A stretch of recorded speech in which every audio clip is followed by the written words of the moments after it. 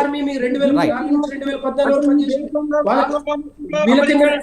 వీళ్ళ ఆధ్వర్యంలో పనిచేసింది. వాళ్ళని కించపరచుకుంటూ మీరు మాట్లాడతారా? ఇది ఏదేమైనప్పటికీ కూడా ఎలక్షన్ కమిషన్లో ఇంతకు ముందు ఇప్పుడు కూడా కొన్ని లోపాలైతే ఉన్నాయి. దొంగ ఓట్లు దాని గురించి చెప్తా. 5 గంటల వరకు మనకు ఓటింగ్ ఇచ్చే అవకాశం ఇస్తారు. 5 లోపల ఎంతమంది అయితే బయట ఉంటారో వాళ్ళందరినీ లోపలికి పిలిచి స్లిప్లు ఇస్తారు. అందరికీ స్లిప్లు ఇస్తారు. స్లిప్లు ఇచ్చినాక మీరు 7 గంటలకు చెప్పండి, 8 గంటలకు చెప్పండి ఎంత పర్సెంటేజ్ అనేది. 3 రోజుల తర్వాత చెప్తారండి వీళ్ళు. 3 రోజుల తర్వాత పర్సెంటేజ్ చెప్పాల్సిన అవసరం ఏమొచ్చింది అంటే మీ లెక్కలన్నీ సరి చేసుకొని ఎంత ఎంత మనం లాభపడ్డామో అన్నీ చూసుకొని 3 రోజుల తర్వాత మీరు చెప్తారా ఎంత పర్సెంటేజ్ ఏందని.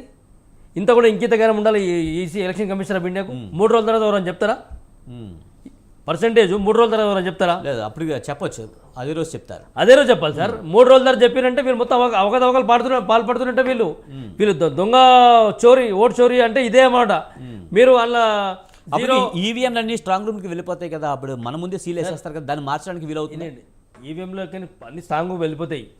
ఎప్పుడైతే లాస్ట్ పర్సెంటేజ్ ఏదైతే ఉంటుందో 3 రోజుల తర్వాత వీళ్ళు ఎప్పుడైతే చెప్తారో అప్పుడే వీళ్ళ పర్సెంటేజ్ పెరిగిపోతుంది, అప్పుడే వీళ్ళు గెలిచినట్టే. ఇక ఎప్పుడైతే మీరు చేసిరో ఇండియాలో ఎవ్వరు కూడా వీళ్ళని ఓడగొట్టేటం లేరు. వీళ్ళు ఉన్నంత వరకు వీళ్ళే గెలుస్తుంటారు, వేరే వాళ్ళు ఎవ్వరు గెలవరు. అన్ని వీళ్ళ పనే అవుతుంటుందని. ఎందుకంటే 5 తర్వాత మనకు స్లిప్లు ఇస్తారు, ఓటింగ్లో స్లిప్లు ఇస్తారు లాస్ట్కు ఎంతమంది ఉన్నది.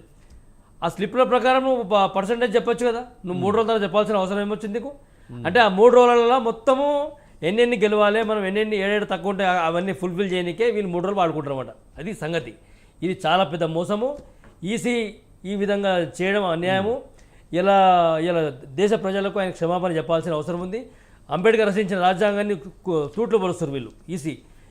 ఈసీ గురించి బీజేపీ వాళ్ళు ఏం మాట్లాడుతున్నారు అసలు నాకు అర్థం. వీళ్ళు కూడా మాకు సపోర్ట్గా మాట్లాడాలి బీజేపీ వాళ్ళు కూడా. వీళ్ళు ఏం చేస్తారు?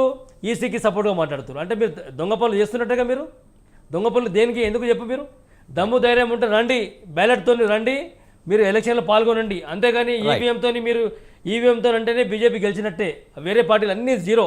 ఇలా కాంగ్రెస్ 99 వచ్చినట్టే కదా, 199 వస్తుండే. అంటే 100 సీట్లు వీళ్ళు కోల్పోయారు ఈ లాస్ట్ 3 days లోపల, పర్సెంటేజ్ లోపల 100 సీట్లు కోల్పోయారు వీళ్ళు.